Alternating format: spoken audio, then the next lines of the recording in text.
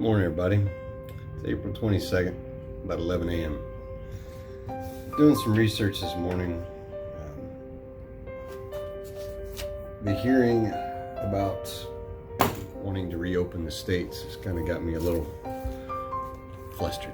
We'll go with that. So I wanted to do some research. I hear and read all the articles, Facebook posts, Instagrams about this and that, and people wanting to get out, and people wanting to go to the bars and go hang out with their friends and get their hair and nails done, and the protesters on the street wanting to fight for their freedom to work. It is America. I am all about your freedoms, and I am all about your rights. Served 8 years in the military to fight for those very things. But I did want to read over a couple things of my freedoms and my rights. So I'm a man of numbers and not of rumors. I'm not a politician. I don't like politics. I don't like getting into he said, she said, and what was really meant. I'm very much, for those of y'all that reference are old enough to remember the Paul Harvey side of the story. So in his reference words, here's the rest of the story. I'm going to reference this back to Philadelphia. We're here in Dallas, Texas. There's a comparison to a point. And this is going to go back to the Spanish flu pandemic that hit in 1918. I recommend you do your own research on this, so you're not just taking my word for it. I'm going to take my research that I've done here. I'm going to post it on leathermasters.com under our blog, so I figured I'd do it. So y'all can look up what I have. If you have conflicting information, by all means, share it. But let me sum this story up. This is right in the middle of the months of World War I. So the government was in a big kickoff to try to sell war bonds and Liberty loans and everything else to get the economy flowing. Seem kind of familiar? But on September 28th, Philadelphia cities refused to cancel their parade right in the middle of the Spanish flu pandemic. With the obvious parallels of some modern day officials refusing to implement disruptive shelter in place and cancel events. The Spanish flu was a new strain of influenza virus which no one had immunity, much like today's coronavirus. It often led to pneumonia and overreaction by overwhelming immune system, much like today's coronavirus. So 200,000 people gathered in the streets in Philadelphia for a parade. This was everything from Boy Scouts. Let me see where I actually had this at.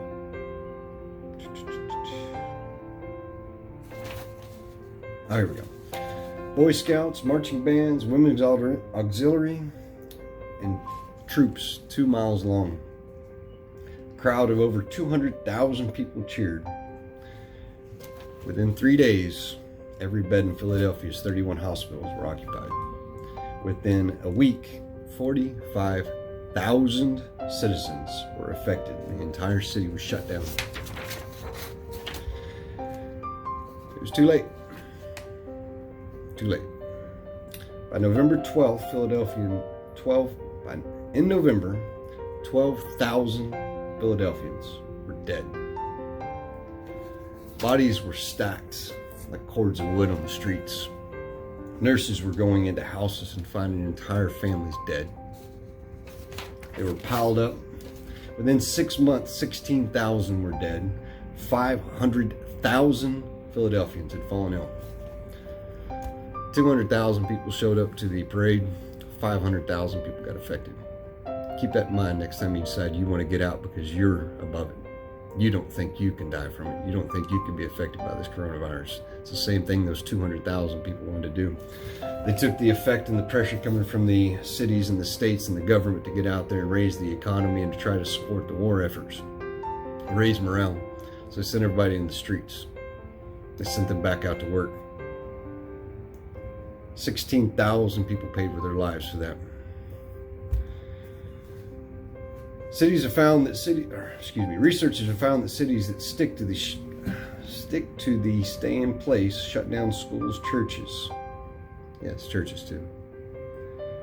Saw a 50% lower death rate than those that did not.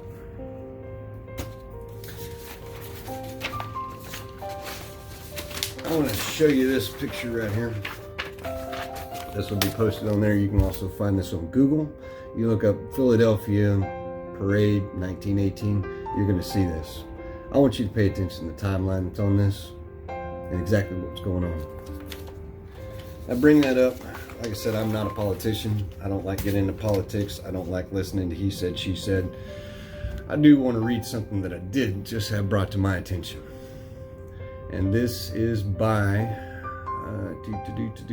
make sure I'm getting it here, Lieutenant Governor Dan Patrick.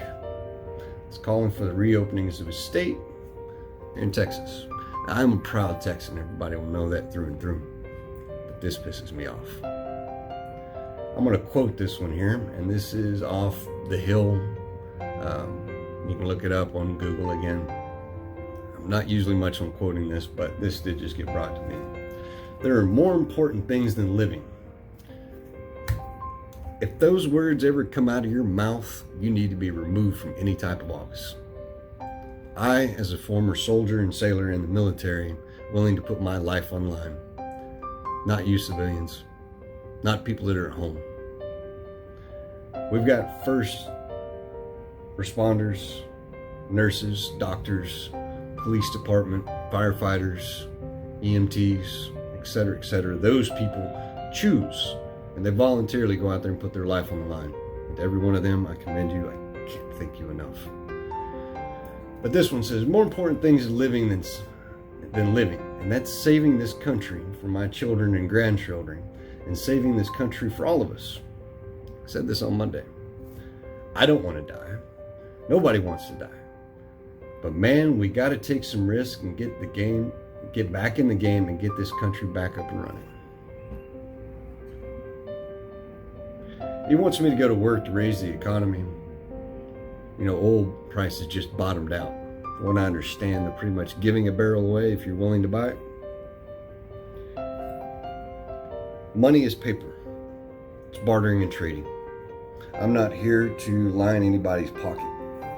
My company was not essential by any stretch of imagination. We converted it over to making face masks, and we're doing donations left and right, and we're supplying to many of you out there. If you don't have a face mask, please go to leathermasters.com. We're selling them on there, and we're donating them out to first responders, trying to do what we can. Every one of my staff that's here is here on a voluntary basis. They understand there's no repercussions for not coming into work because they don't feel safe. I got several of them that are staying at home, and I commend them for that. I'm not here to debate what's considered essential and what is not. What I'm here is talking about y'all need to put some serious numbers into effect. So I want to read over you some basic math that I did. I'm not a mathematician, I'm not a statistics man, but I am a person of numbers.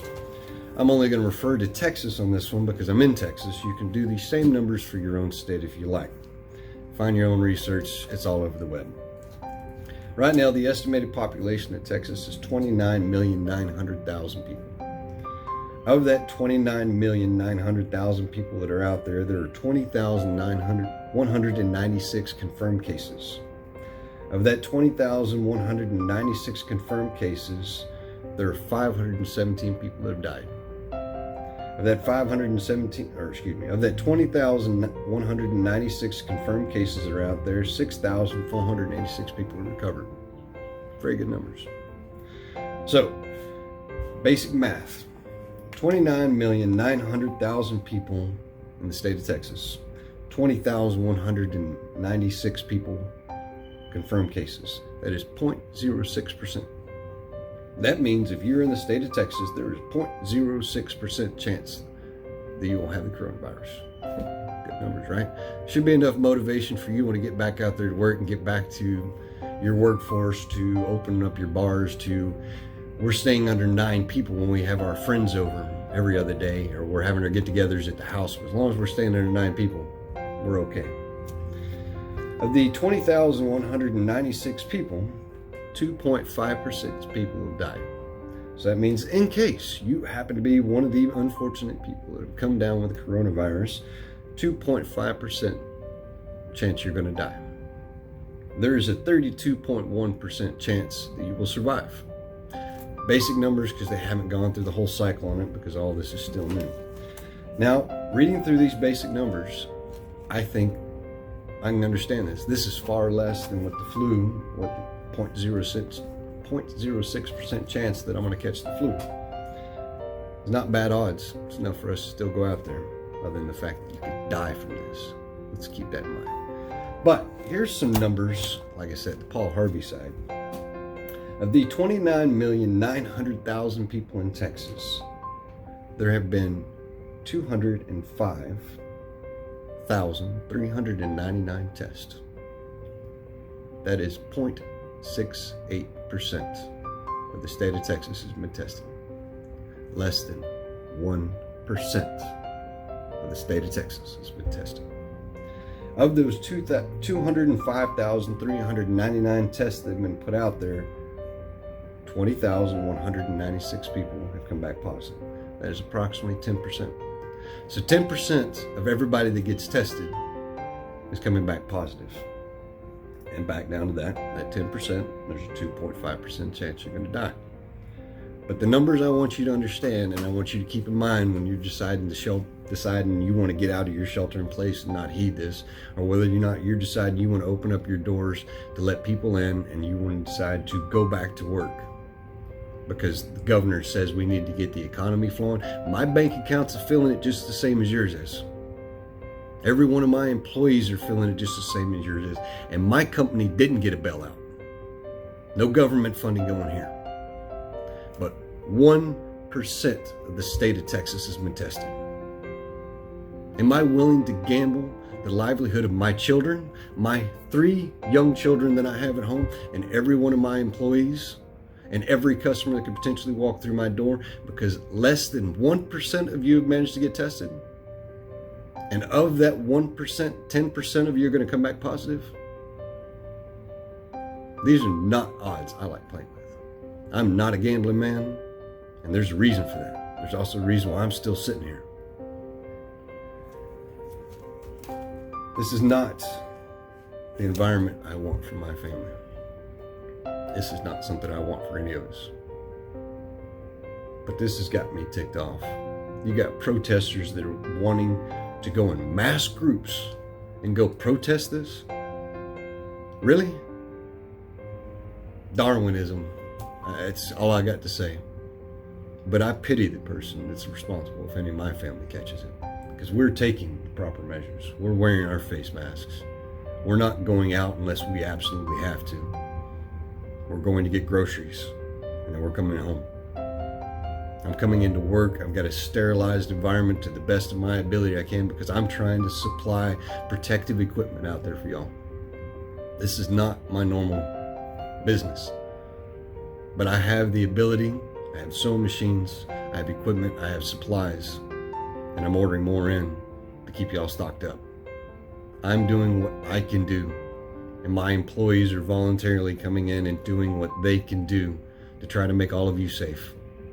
But it really just chaps my hide when I got posts on Facebook and Instagram, and I'm seeing the news about people protesting because they want to get out. Your freedom to work, you really need to judge whether or not your freedom to work is going to be affecting everybody else's freedom to breathe. That's not a constitutional right. Your freedom to breathe is a humane right. You go out there and you start spreading this, you need to think about the repercussions for your actions. And I think there should be some serious legal ramifications for those people that are out there doing it. Because to my knowledge and my understanding, if you intentionally go out there and endanger somebody's lives, if somebody dies from that, or potentially dies from that, or could die from that, last I checked, that was attempted murder. You put that, seriously, put that in the back of your head and think about it. You think you're immune to this? It's everybody that you're exposing and everybody that you're around. Every time you grab a doorknob, or you cough, or you sneeze, or you're out in their environment and anywhere around, the wind's blowing too hard, they give it to you, you give it to somebody else, and before you realize you've come down with this, how many people you affected? Remember, the symptoms don't show up overnight. And how many paths are you going to cross between that? The 14-day quarantine was because that's how long you were contagious on it if you have it. And it may take that long for symptoms to come to the surface. Some people are dying within days. Some people it's taking weeks. Do you want to gamble on those odds? Go do it out in the middle of a pasture where you can't get somebody else affected. Don't come around me to do it.